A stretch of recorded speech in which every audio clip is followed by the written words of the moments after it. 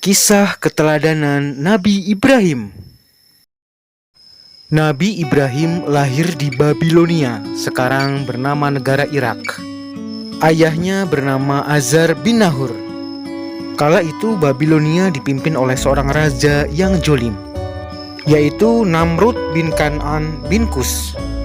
Babilonia adalah negara yang kaya, rakyatnya hidup makmur, namun sayang, mereka tidak menyembah kepada Allah, melainkan mereka menyembah kepada patung-patung.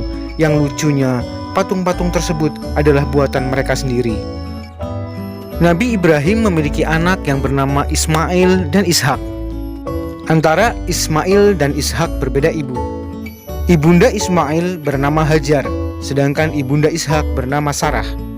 Menurut riwayat, keturunan Nabi Ishak menurunkan Nabi Musa alaihissalam, dan dari Nabi Ismail menurunkan Nabi Muhammad SAW. Oleh karena itu, Nabi Ibrahim dikenal sebagai bapak para nabi. Sejak kecil Ibrahim hidup di tengah masyarakat yang penuh dengan kekufuran dan kemusyrikan. Ayah Ibrahim sendiri ahli dalam membuat patung. Patung-patung tersebut dijual ke penduduk Babilonia yang kemudian dijadikan sesembahan. Masyarakat Babilonia sudah lama menyembah bintang dan patung-patung. Ibrahim terus berusaha mencari kebenaran tentang agama yang dianut keluarganya. Tatkala malam telah gelap, Ibrahim menyaksikan sebuah bintang. Dia sempat berpikir bahwa bintang itu adalah Tuhannya.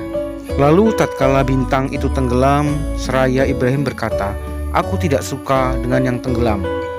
Lalu tatkala dia melihat bulan terbit, lalu dia berkata, "Inilah Tuhanku."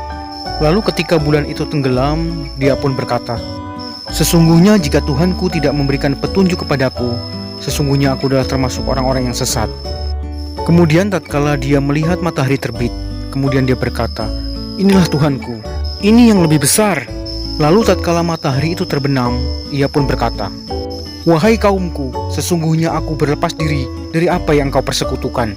Sesungguhnya aku menghadapkan diri kepada Rob yang menciptakan langit dan bumi, dan cenderung kepada agama yang benar, dan aku bukan termasuk orang yang mempersekutukan Tuhan."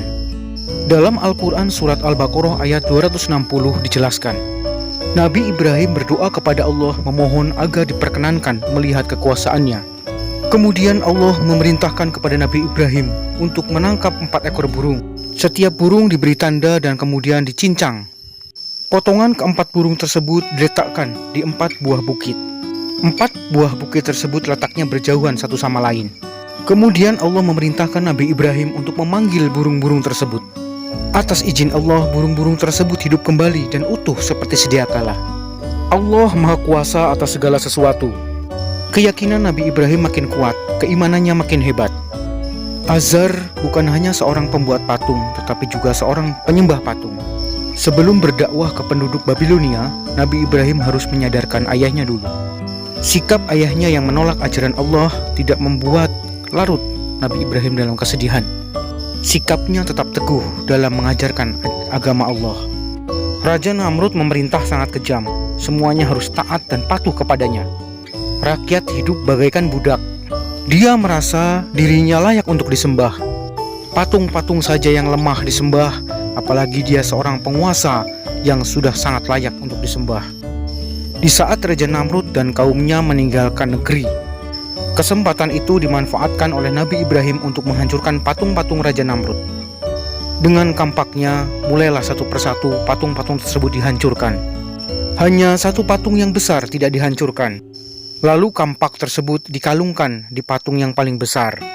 Ketika Raja Namrud dan kaumnya kembali ke pusat pemujaan, begitu terkejutnya melihat keadaan tempat pemujaan mereka hancur, patung-patung mereka hancur.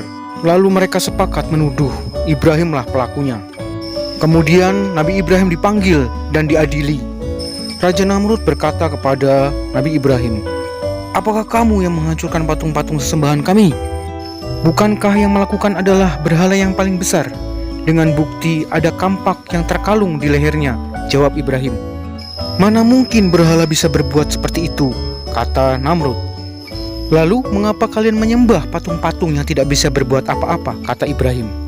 Mendengar pernyataan tersebut, banyak orang-orang yang sadar karena selama ini telah menyembah patung yang tidak bisa berbuat apa-apa. Melihat yang demikian, Raja Namrud makin murka. Akhirnya Raja Namrud memutuskan untuk membakar hidup-hidup Nabi Ibrahim. Setelah kayu bakar dikumpulkan, Nabi Ibrahim diikat.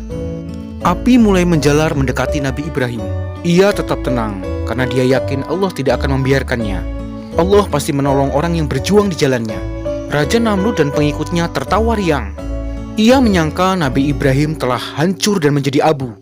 Betapa terkejutnya mereka melihat keajaiban yang tidak disangka-sangka.